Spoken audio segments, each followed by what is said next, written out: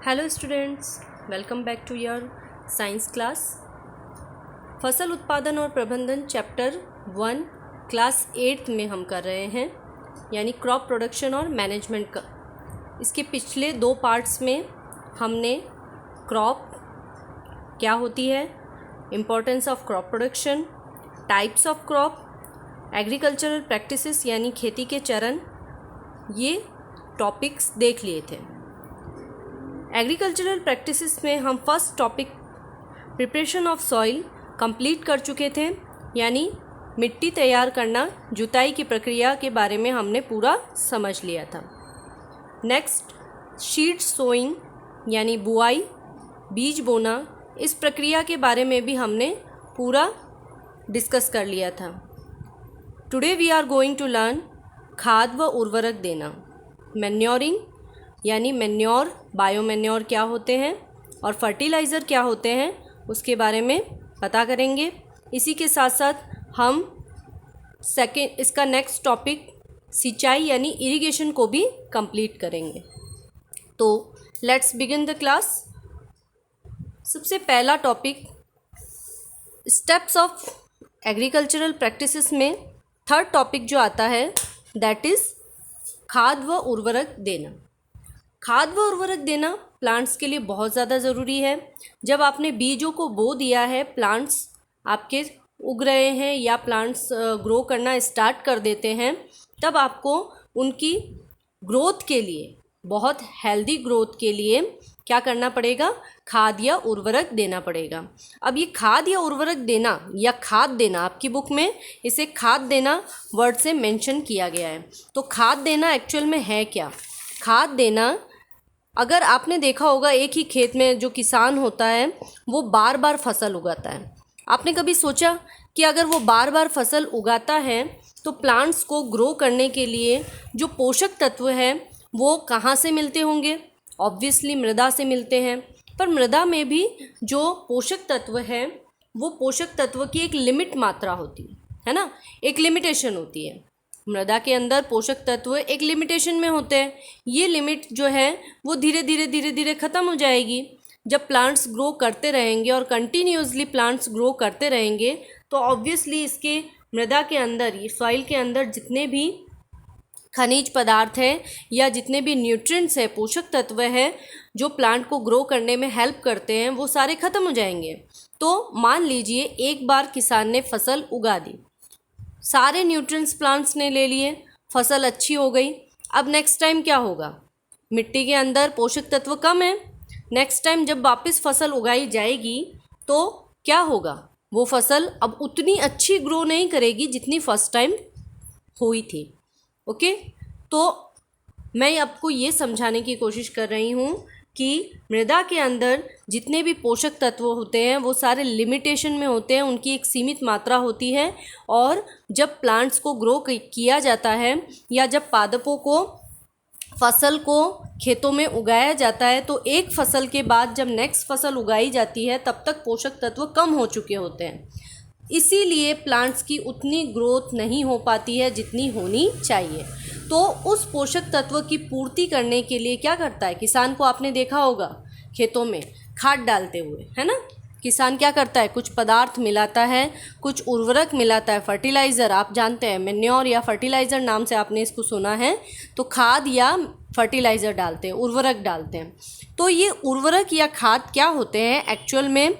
ये उर्वरक या खाद जो है वो मृदा में पोषक तत्वों की पूर्ति करने वाले पदार्थ होते हैं। ओके, तो ये जो पोषक तत्वों को पूर्ति करने के लिए किसान क्या करता है? मृदा में खाद डालता है या उर्वरक डालता है। इस पूरे प्रक्रम को हम क्या कहते हैं? खाद देना कहते हैं। खेती का ये बहुत महत्वपूर्ण चरण है और तीसरा चरण है।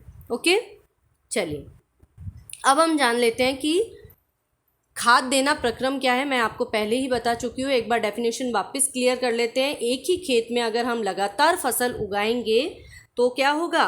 एक ही खेत में लगातार फसल उगाने से पोषक तत्वों की कमी हो जाएगी और इस क्षति को पूरा करने हेतु किसान क्या करते हैं, खेतों में खाद डालते हैं, खाद मिलाते हैं या उर्वरक मिलाते हैं।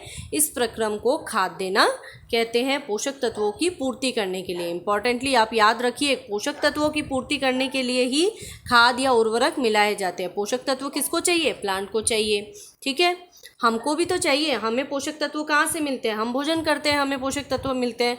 तो उसी तरह से प्लांट को भी न्यूट्रिएंट्स चाहिए अपनी अच्छी ग्रोथ के लिए। और वो कहाँ से मिलेगा, वो मिलेगा मृदा से। और मृदा में कहाँ से आएगा, मृदा में या तो नेचुरली हो सकता है या खाद देकर उसकी पोषक तत्वों की पूर्ति की जाती है। क्लियर।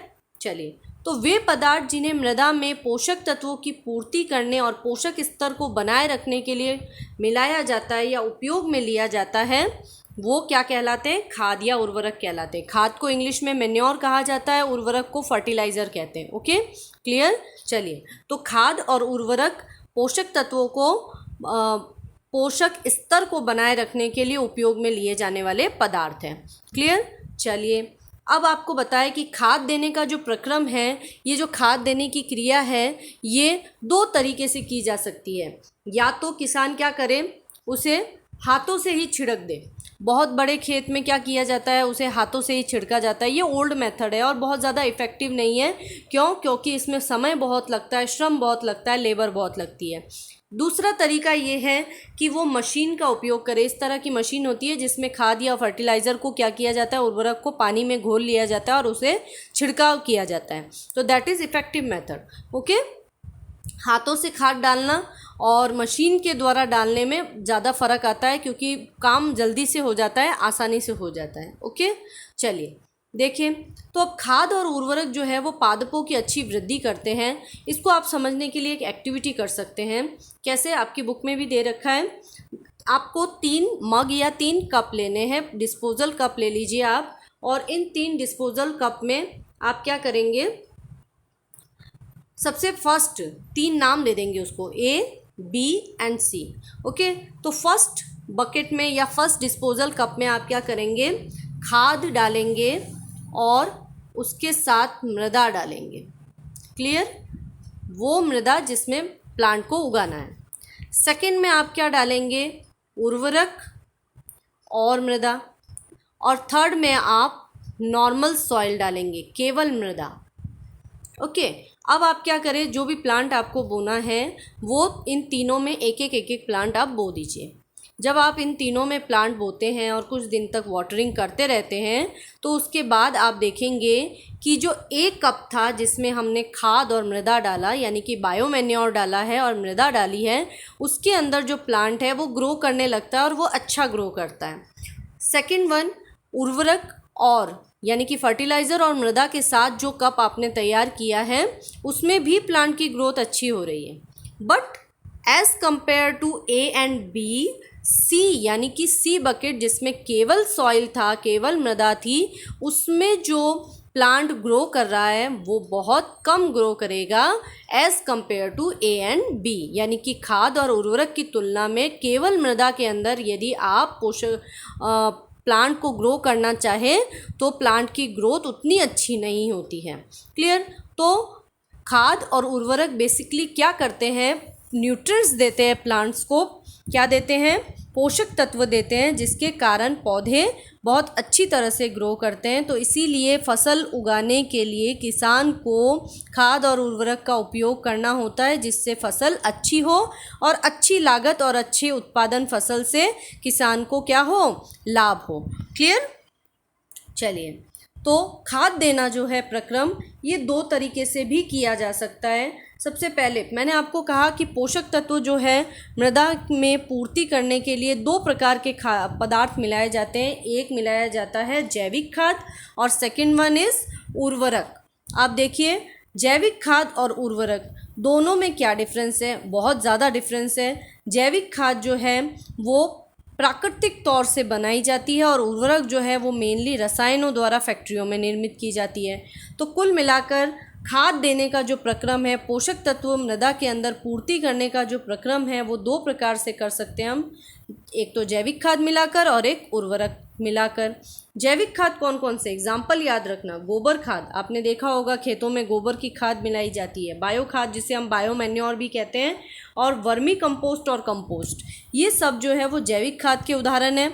उर्वरक जो होते हैं वो स्पेशली पोषक तत्वों किसी स्पेशलाइज्ड पोषक तत्वों को प्रदान करने के लिए बनाए जाते हैं। फॉर एग्जांपल इनमें कुछ पोषक तत्व जैसे कि नाइट्रोजन, फास्फोरस और पोटेशियम की अधिकता होती है जो कि प्लांट्स को ग्रो कराने के लिए बहुत ज़्यादा ज़रूरी होते हैं, और उन्हीं उर्वरकों में फॉर एग्जांपल हैं urea, ammonium sulphate, super phosphate, potash, NPK. NPK का मतलब हो जाता है nitrogen, N for nitrogen, P for phosphorus and P for potassium. Okay, तो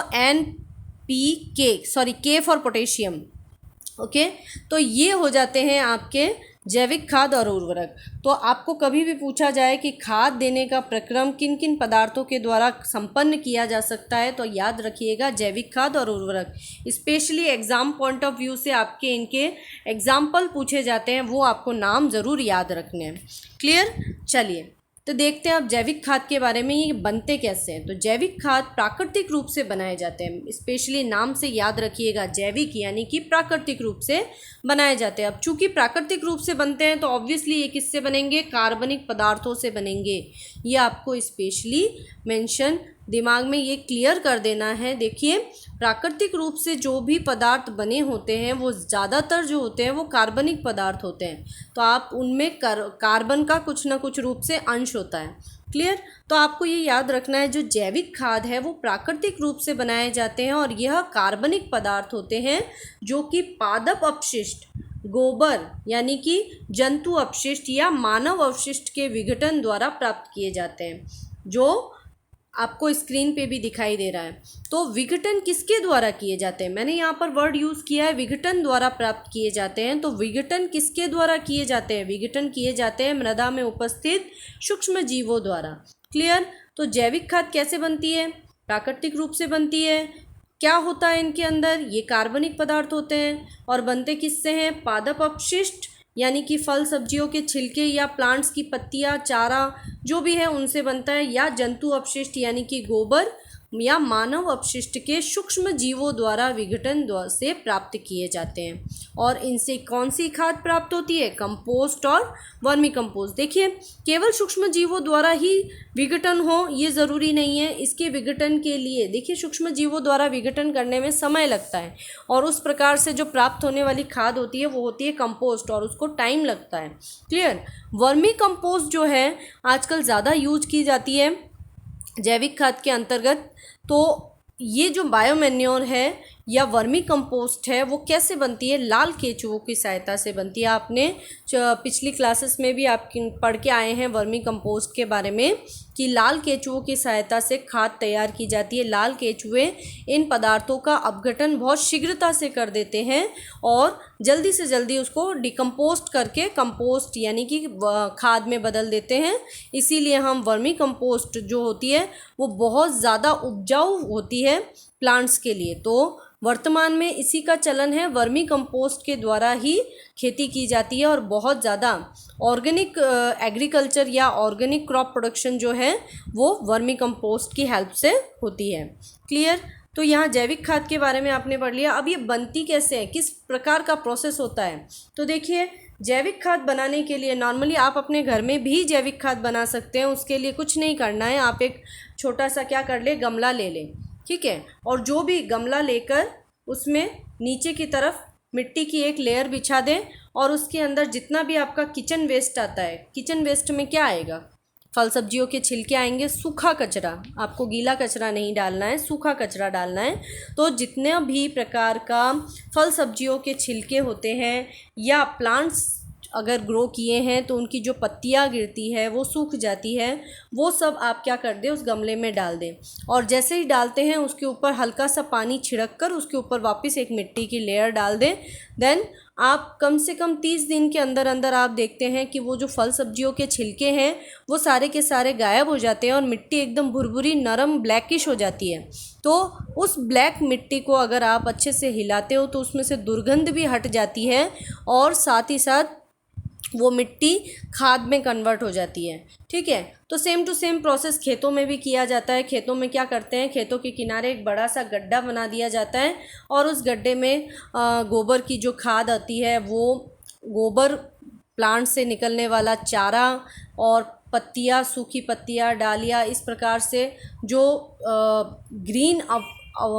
ग्रीन कचरा जो होता है वो सब किस में डाल दिया जाता है, इस गड्ढे में डाल देते हैं और छायादार स्थान पर बनाया जाता है। ये हल्की छाया उस पर आती हो, पानी छिड़कते रहते हैं और धीरे धीरे क्या बन जाता है, सारा कंपोस्ट यानी खाद में कन्वर्ट हो जाता है।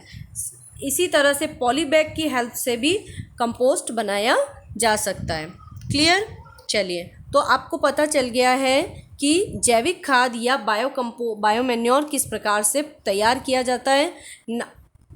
नेक्स्ट, उर्वरक किसे कहते हैं। तो देखिए, उर्वरक, दोनों में डिफरेंस है, जैविक खाद और उर्वरक दोनों में डिफरेंस है।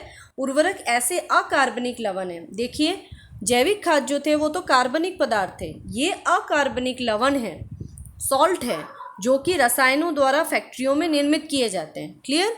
ये बेसिकली किससे बने होते हैं, केमिकल से बने होते हैं और साथ ही साथ ये मानव निर्मित है, तो ये फैक्ट्रियों में बनाए जाते हैं।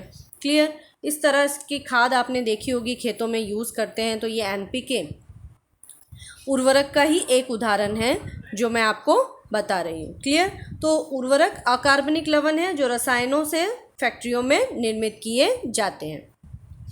फॉर एग्जाम्पल मोस्ट इम्पॉर्टेंट है इसके, बार बार आपको एग्ज़ाम में इसके एग्जाम्पल ज़रूर पूछे जाते हैं, तो सारे नाम आपको ज़रूर याद रखने हैं। NPK बेसिकली N माने नाइट्रोजन, P माने फास्फोरस और K माने पोटेशियम। ओके, पोटेशियम जो है उसे केलियम कहा जाता है, इसीलिए उसका साइन K से चलता है, आप यहाँ पर कंफ्यूज मत होइए। ओके, तो पोटेशियम, तो नाइट्रोजन युक्त उर्वरक, फॉस्फोरस युक्त उर्वरक और पोटेशियम युक्त उर्वरक। एक्चुअली उर्वरक जो होते हैं वो बहुत ज़्यादा न्यूट्रिएंट्स एक साथ प्रोवाइड कराते हैं प्लांट को। ठीक है, खाद उतनी ही मात्रा में पोषक तत्व नहीं प्रदान कर पाते हैं, या पोषक तत्व वो धीरे धीरे प्रदान करते हैं प्लांट्स को, जबकि उर्वरक जो है वो बहुत तेज़ी से पोषक तत्व प्रदान करते हैं, क्योंकि स्पेशली उनको पोषक तत्वों से ही बनाया जाता है, रसायनों से ही बनाया जाता है, ताकि वो प्लांट को ग्रो करा सके। ठीक है, तो नाइट्रोजन युक्त उर्वरक हो सकते हैं। नाइट्रोजन युक्त उर्वरक में आप जानते हैं सबसे बेस्ट एग्जाम्पल है यूरिया। ओके, फॉस्फोरस युक्त फर्टिलाइज़र या उर्वरक होते हैं जैसे सुपर फॉस्फेट, आप जानते हैं। इसी के साथ साथ पोटेशियम फर्टिलाइज़र में पोटाश जो होता है वो मेनली गिना जाता है। तो आपको सारे नाम याद रखने हैं, अमोनियम सल्फेट हो गया, अमोनियम फॉस्फेट हो गया, DAP हो गया। ठीक है, पोटेशियम फर्टिलाइज़र्स में मैंने आपको बताया पोटाश हो गया है, और यूरिया मोस्ट इम्पॉर्टेंट है, आपको ये सारे नाम याद रखने हैं उर्वरकों के।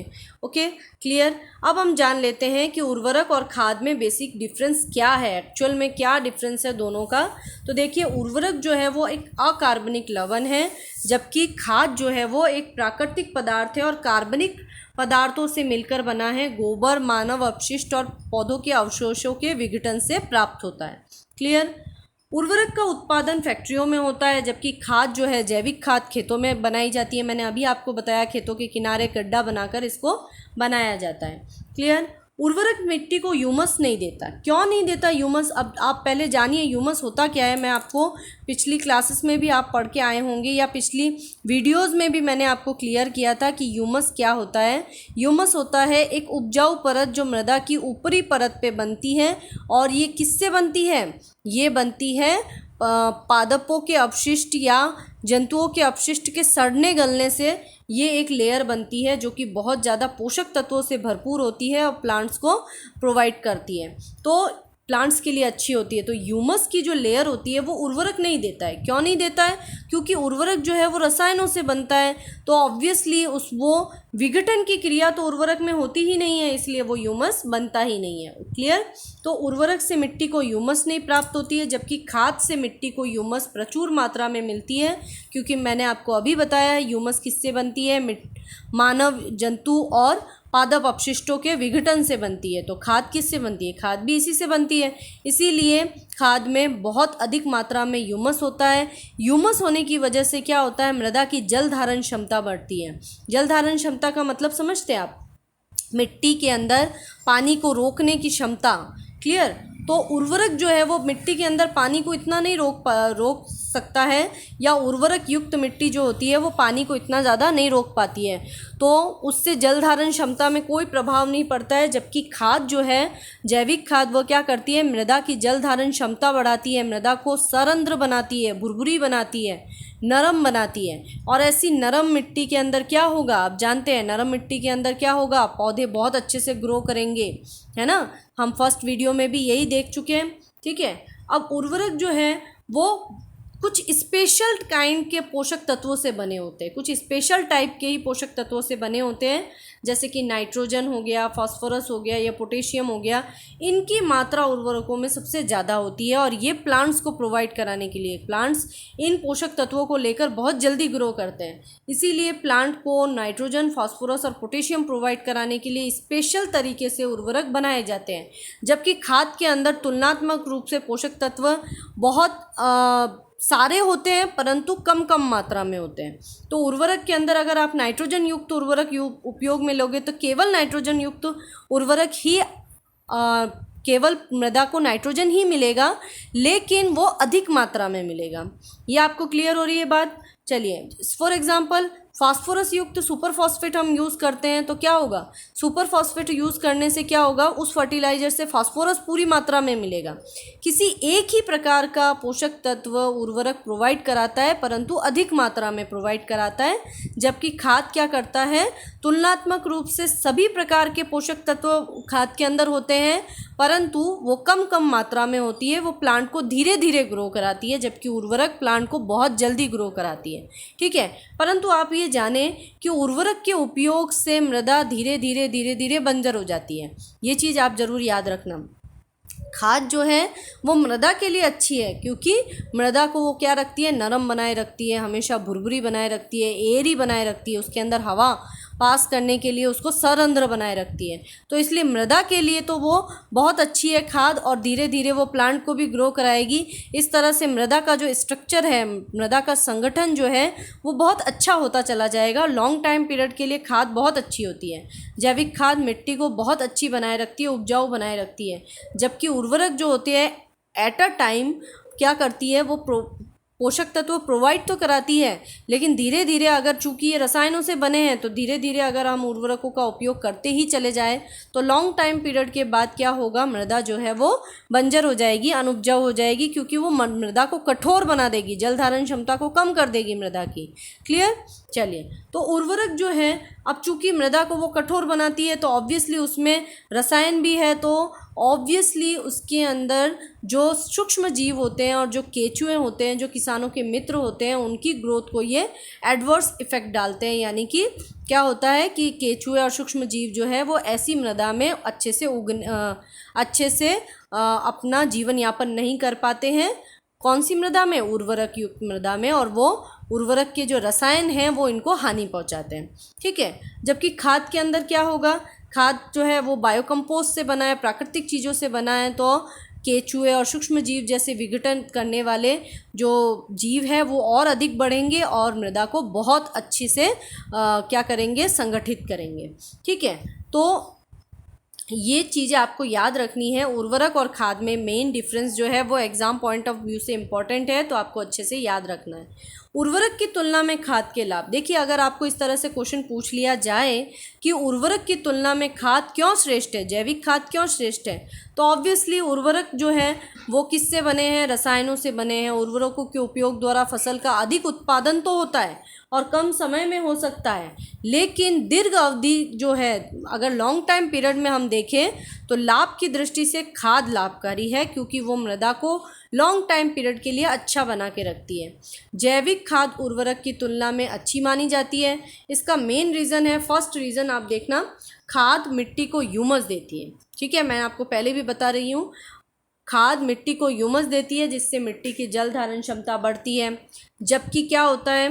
इससे मिट्टी भुरभुरी और सरंध्र भी हो जाती है। गैस विनिमय सरलता से होता है। ऑक्सीजन और जो वायु है वो मिट्टी के अंदर बहुत अच्छे से प्रवेश करती है, जिससे जड़ों को श्वसन करने में सहायता मिलती है।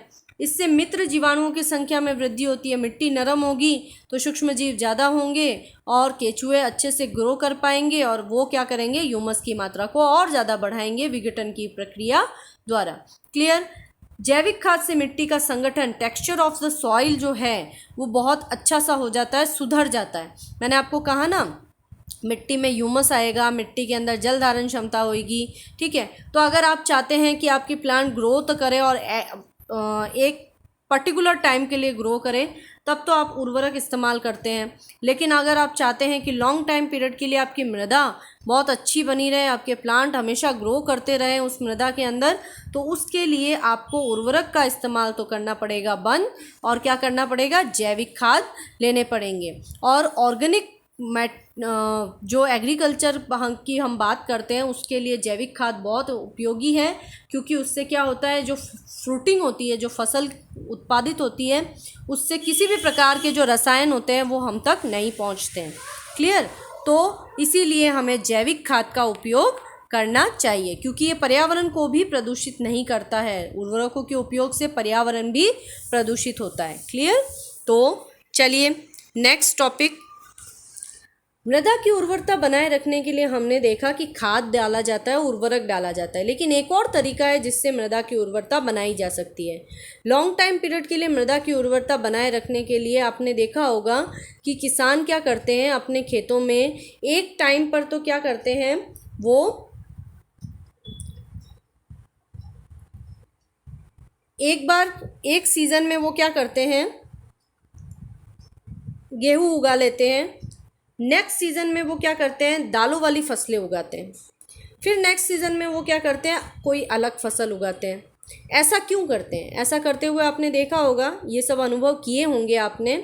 तो ऐसा करने का अर्थ ये है कि वो फसल चक्र को अपना रहे हैं। फसल चक्र क्या होता है? तो फसल चक्र यानी कि खेतों में लगातार हर साल बार बार फसल को बदल बदल कर बोना जो है वो फसल चक्र कहलाता है। चक्र का मतलब क्या है? चेंज करना, रोटेशन। ठीक है, तो क्रॉप का रोटेशन हो रहा है। एक बार में लगातार अगर आप एक ही प्रकार की फसल खेतों में उगाते रहेंगे तो क्या होगा, एक ही प्रकार की फसल मृदा से एक ही प्रकार के पोषक तत्वों को लेती रहेगी, और कंटिन्यूअसली लेती रहेगी तो क्या हो जाएगा, मृदा में उस पोषक तत्व की कमी हो जाएगी, और एट द लास्ट क्या हो जाएगा, मृदा में उस पोषक तत्व की पूरी तरह से कमी हो जाएगी। मृदा धीरे धीरे बंजर की ओर बढ़ती चली जाएगी, मृदा की उपजाऊ क्षमता कम होती चली जाएगी। तो इसीलिए क्या किया जाता है, फसल को बदल बदल कर बोया जाता है, क्योंकि क्या होता है, एक बार में अगर हम कोई फसल उगा देते हैं तो नेक्स्ट टाइम उसमें क्या होता है कि जो पोषक तत्व है वो अलग प्रकार का पोषक तत्व वो प्लांट लेगा। ओके,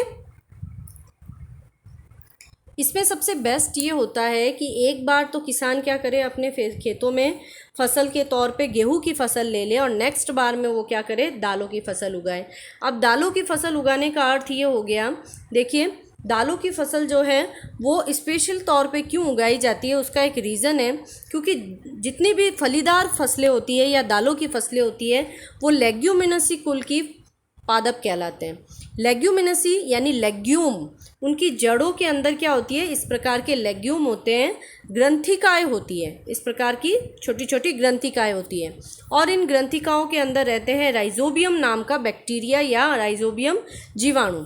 ओके, ये राइजोबियम जीवाणु क्या करता है, मृदा वायुमंडल से नाइट्रोजन को ग्रहण करता है और उसे यौगिकों में कन्वर्ट करता है। नाइट्रोजन के यौगिक को नाइट्रेट और नाइट्राइट में कन्वर्ट करता है, और इस नाइट्रेट और नाइट्राइट को वो मृदा में मिला देता है, जिससे क्या होता है, मृदा में उस नाइट्रोजन की पूर्ति हो जाती है, जो नाइट्रोजन गेहूं की फसल ने पूरा कंप्लीट कंज्यूम कर लिया था। ठीक है, तो इसको एक बार वापस से समझना। जैसे फर्स्ट टाइम क्या होता है, किसान ने क्या किया, अपने खेत में गेहूं की फसल उगाई, तो उसने क्या किया, प्लांट ने पूरा का पूरा नाइट्रोजन ले लिया।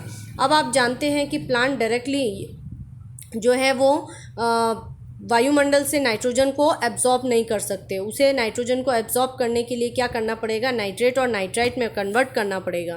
तो जो दालों की फसलें बोई जाती है उसके अंदर रहने वाला, उनकी जड़ों की ग्रंथिकाओं में रहने वाला राइजोबियम बैक्टीरिया क्या करता है, वायुमंडल से नाइट्रोजन को ग्रहण करता है और उसे नाइट्रेट और नाइट्राइट में कन्वर्ट करके मृदा में मिला देता है। इससे मृदा के अंदर नाइट्रोजन की पूर्ति हो जाती है और मृदा नाइट्रोजन से भरपूर हो जाती है, उस पोषक तत्व की मात्रा उसमें बढ़ जाती है। नेक्स्ट टाइम जब वो गेहूँ की फसल या किसी अन्य की फसल बोएगा तब क्या होगा, मृदा के अंदर नाइट्रोजन की पुनः पूर्ति हो जाएगी। इस प्रकार हम इस फसलों को बार बार बदल बदल कर जो बोना की क्रिया है उसे क्या कहते हैं, फसल चक्र कहते हैं। और ये मृदा की उर्वरता को बनाए रखने का एक आसान उपाय है और बहुत सरल उपाय। ठीक है, चलिए अब नेक्स्ट टॉपिक आपका आता है सिंचाई या इरिगेशन। इरिगेशन या सिंचाई कहते किसे हैं, तो निश्चित समय पर समय अंतराल पर फसलों को जल की आपूर्ति करना सिंचाई कहलाता है। निश्चित समय अंतराल पर, ऐसा नहीं है कि आपका जब मन चाहे तब आप क्या करें, खेतों में पानी डाल दें, ऐसा नहीं होता है। एक पर्टिकुलर टाइम पीरियड होता है, उस टाइम पीरियड के बीच में हमको क्या करना पड़ता है, फसलों को जल की आपूर्ति करनी पड़ती है। इसी प्रक्रिया को हम क्या कहते हैं, सिंचाई कहते हैं। ठीक है, आप भी क्या करते हो, अपने गार्डन में अपने प्लांट्स को पानी देते हो तो सुबह डालते होंगे, शाम को डालते हैं, ऐसा तो नहीं है सारा दिन आप पाइप लगा के छोड़ देते हैं, तो ऐसा नहीं होता है। क्लियर, तो इस चीज़ को याद रखें, डेफिनेशन में निश्चित समय अंतराल में फसलों को जल की आपूर्ति करना सिंचाई कहलाता है। सिंचाई क्यों करते हैं, क्यों ज़रूरी है सिंचाई करना, तो फसल की उचित वृद्धि और परिवर्धन के लिए जल आवश्यक है। ठीक है, पानी आप दोगे फसल को तभी वो क्या करेगा, ग्रोथ करेगा और बहुत अच्छा डेवलप होगा, प्लांट्स बहुत अच्छे हेल्दी होंगे, बहुत अच्छे ग्रो करेंगे, तभी तो बिकेंगे, है कि नहीं। चलिए, तो पादप की कोशिकाओं की स्फीति बनाए रखने की, कोशिकाओं की स्फीति का मतलब क्या होता है, कोशिकाएं नहीं तो सिकुड़कर छोटी हो जाती है, इसीलिए वो ग्रो नहीं कर पाती है। तो प्लांट की कोशिकाएं जो है वो जब आप उसमें जल भरपूर मात्रा में देंगे तभी क्या होगा, वो कोशिकाएं अच्छी आकार में बनी रहेगी और अच्छे से ग्रो करेगी। ठीक है, जल के साथ घुलकर पोषक तत्व विभिन्न भागों तक पहुंचते हैं। देखिए, मृदा के अंदर जो पोषक तत्व है वो जल के साथ ही घुलकर प्लांट्स अवशोषित करता है। अगर आप पानी नहीं दोगे, केवल खाद डाल दिया आपने या केवल आपने ऊपर से फर्टिलाइज़र डाल दिया, तो उससे कोई फ़र्क नहीं पड़ेगा। क्यों नहीं पड़ेगा, क्योंकि वो प्लांट ने एब्जॉर्ब ही नहीं किया। वो एब्जॉर्ब तब करेगा ना जब क्या होगा, आप उसमें सिंचाई करोगे, पानी डालोगे, उसी के साथ घुलकर तो वो खनिज लवण के साथ एब्जॉर्ब करेगा। बीजों के अंकुरन हेतु जल आवश्यक है। देखिए, सिंचाई करना बहुत ज़्यादा ज़रूरी है, समय समय पर प्लांट्स को पानी देना बहुत ज़रूरी है, क्योंकि बीज अगर आपने बोए हैं तो अगर बीजों को बो दिया है और जब तक उनको पूरी पर्याप्त मात्रा में नमी नहीं मिलेगी, पर्याप्त मात्रा में उनको पानी नहीं मिलेगा, तब तक वो अंकुरित नहीं हो पाएंगे। सिंचाई से फसल की पाले और गर्म हवा से सुरक्षा होती है। आप जानते हैं जहाँ पर गर्म हवा चलती है, लू चलती है या पाला पड़ता है, वहाँ पर जल जो है वो कोशिकाओं को बनाए रखता है, गीला बनाए रखता है या कोशिकाओं की आकृति को बनाए रखता है। इसीलिए वो पाले और गर्म हवा से सिंचाई जो है वो सुरक्षा प्रदान करती है। स्वस्थ फसल की वृद्धि के लिए मृदा को नम बनाए रखना आवश्यक है, जो कि सिंचाई द्वारा ही संभव है। और वाष्पोत्सर्जन की क्रिया, ये प्रक्रिया आप जानते हैं, जल की अतिरिक्त जो जल होता है प्लांट के अंदर वो वाष्पोत्सर्जन की क्रिया द्वारा बाहर निकल जाता है और उस क्षतिपूर्ति को उसकी जो क्षति होती है, यानी प्लांट्स में से जो पानी बाहर निकल रहा है उसकी पूर्ति सिंचाई द्वारा ही कंप्लीट की जा सकती है। ठीक है, सिंचाई के स्रोत पूछे जाते हैं। सिंचाई के स्रोत क्या है, ये तो बहुत इजी कॉन्सेप्ट है, ये सबको पता है सिंचाई के स्रोत कौन कौन से हैं जहाँ से पानी मिलता है। ऑब्वियसली कुआं, सबसे पहले इसमें क्या आएगा, कुआं, ट्यूबवेल, तालाब, झील, नदियाँ, डैम्स यानी बांध और कैनाल्स यानी नहरें। ठीक है, तो ये सिंचाई के स्रोत है, ये कॉमन है, ये सबको पता ही होते हैं। चलिए नेक्स्ट, सिंचाई के पारंपरिक साधन। देखिए, स्रोत से जल को खेतों तक कैसे लाया जाए। जो स्रोत है जल के, वहाँ से जल को खेतों तक लाने का जो तरीका है उस तरीके को हम क्या कह रहे हैं, साधन। क्लियर, तो सिंचाई के दो प्रकार के साधन, एक तो पारंपरिक साधन है और एक हो जाता है आधुनिक साधन। तो सिंचाई के जो पारंपरिक साधन है उनमें देखिए सबसे पहले मोट क्या होता है? एक प्रकार की घिरनी होती है जिसके साथ एक पात्र लगा होता है जो कुएं में डाला जाता है और रस्सी की सहायता से उसको खींचा जाता है और जो कैनाल छोटी छोटी नहरें बना दी जाती है उसके चबूतरे के साथ वहाँ से पानी उसको डाल दिया जाता है और नहर के थ्रू वो कहाँ पहुँचाया जाता है? खेतों में पहुँचाया जाता है। Same to same chain pump होता है। तो चेन पंप में क्या होता है? घिरनी के साथ ही क्या लगा होता है? एक बकेट या बाल्टी लगी होती है। वो क्या करती है? जो स्रोत होता है उसी स्रोत के साथ घिरनी को रस्सी द्वारा खींचा जाता है और वो जो स्रोत से जल बाहर आता है वो उसी नहर के साथ, कैनाल के साथ आगे चला जाता है। ठीक है, तो ये हो गया चेन पंप। नेक्स्ट है ढेकली या उत्तोलक तंत्र। इसको उत्तोलक तंत्र भी कहा जाता है, ढेकली, जिसमें क्या होता है? सी सॉ की तरह एक झूला बना होता है। ठीक है, एक बड़े से लकड़ी के टुकड़े को सी सॉ की तरह इस्तेमाल करके उसके एक हिस्से पर भारी पत्थर बांध दिया जाता है और दूसरे हिस्से पर क्या होता है? बाल्टी बांधी जाती है। इस पत्थर की सहायता से वो बाल्टी नीचे जाती है और वापस पानी भरने के बाद वो बाहर आती है और उस बाल्टी को वापस नहरों में खाली कर दिया जाता है। क्लियर? रहट आप जानते हैं, इस प्रकार का एक तंत्र होता है जिसके अंदर बहुत बड़ी एक व्हील या पहिया लगा होता है। उस पहिए के चारों ओर, ये एक तरह से हम देखा जाए तो चेन पंप का एक आधुनिक रूप कह सकते हैं, क्योंकि चेन पंप में व्यक्ति को स्वयं को खींचना पड़ता है। यहाँ पर व्यक्ति को स्वयं को खींचने की ज़रूरत नहीं है, वो पहिया रहट यानी कि बैल या पशु की सहायता से अपने आप चलता है। इसमें क्या होता है? एक पूरा इस तरह से सिस्टम, या क्या हम कह सकते हैं, लकड़ी का एक पट्टा बांध दिया जाता है उस लकड़ी जिसे हम कहते हैं कोलू, और कोलू के ऊपर क्या होता है? एक पशु द्वारा उस कोलू को घुमाया जाता है। ठीक है, इस तरह से पशु द्वारा उस कोलू को घुमाया जाता है और इसी का संबंध, उसी के साथ क्या होता है? ये पूरा का पूरा जो सिस्टम है, ये पहिया जो है वो क्या करता है? घूमता है और वो बाल्टियाँ जो उसके साथ लगी है या जो बकेट उसके साथ लगी है वो क्या करती है? उस कुएं के अंदर जाती है और पानी जो है वो कुएं से बाहर निकालकर इस प्रकार से नहरों द्वारा खेतों तक पहुंचाया जाता है। ठीक है, इसमें फ़र्क सिर्फ इतना सा है कि चेन पंप में उस बाल्टी को पानी के अंदर डालने के लिए, व्हील को घुमाने के लिए व्यक्ति स्वयं मेहनत करता है, जबकि यहाँ पर क्या होता है? कोलू के बैल या अन्य पशुओं की सहायता से उसको घुमाया जाता है। क्लियर? तो ऑल क्लियर? सिंचाई के पारंपरिक साधन आपके क्लियर हो चुके हैं।